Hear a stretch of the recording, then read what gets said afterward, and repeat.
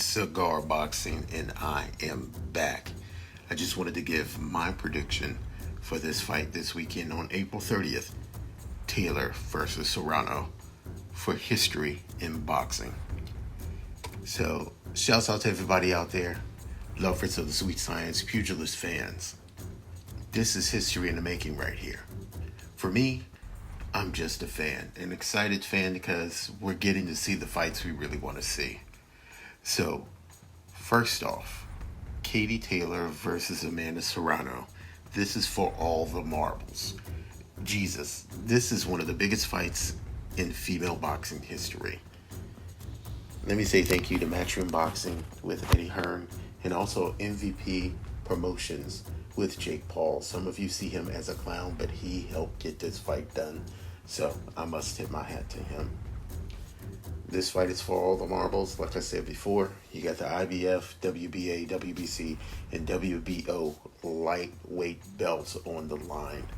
Some of us feel that undisputed is not important, but it is. Unlike other sports, in the UFC, there's one belt per division. But in boxing, there are 4 major sanctioned body belts. So after this fight, there will just be one.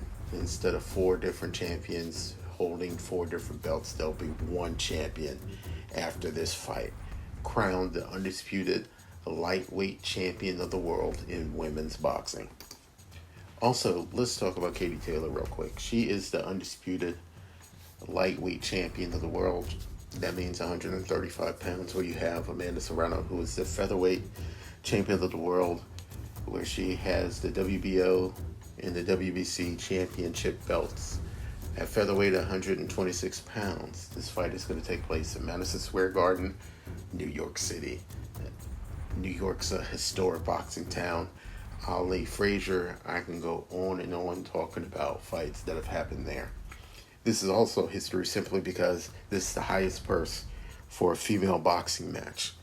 Reported, each fighter is getting over $1 million for this fight. So this is moving in the right direction as far as boxing.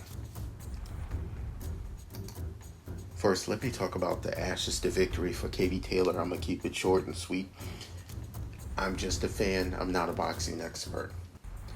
From what I've seen, I believe that Katie Taylor definitely needs to go to body punches to slow Amanda down, slow down the movement and the pressure, because Amanda is kind of a pressure fighter. She's almost like a brawler. So I think Katie Taylor is going to have to keep her off of her.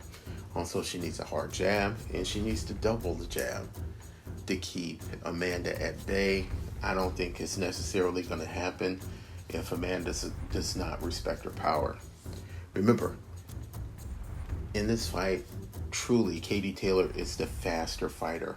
Not in movement around the ring or footwork, but the faster fighter as far as exchanges and letting her hands go. That is an advantage she has in this fight.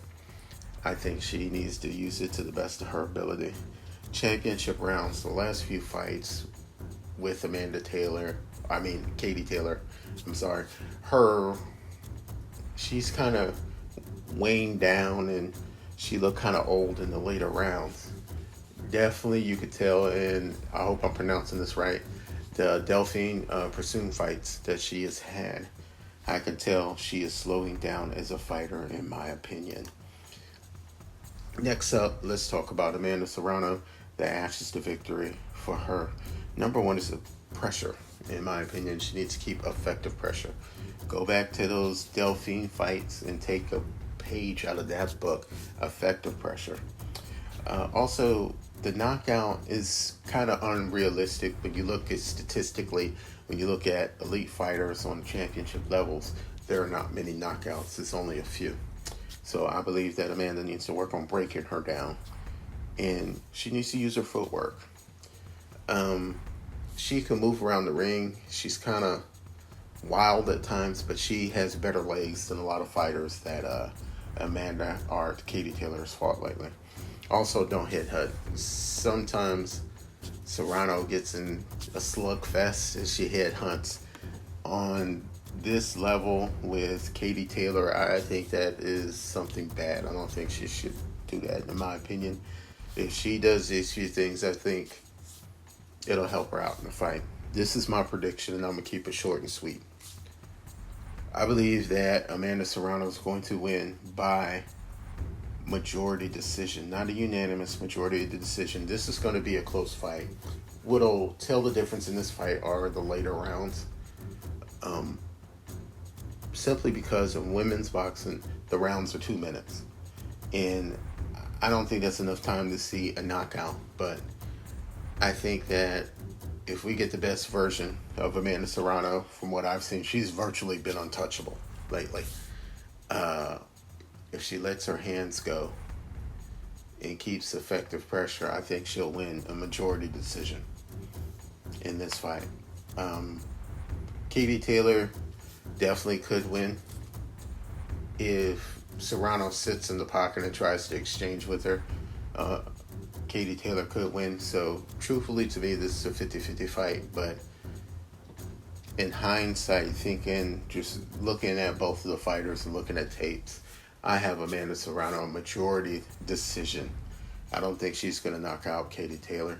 I think it's going to be a rough and tumble fight. But you're going to hear, and the new lightweight undisputed champion of the world will be Amanda Serrano on Saturday. Tell me what you think in the comment section. This is Cigar Boxing. Later.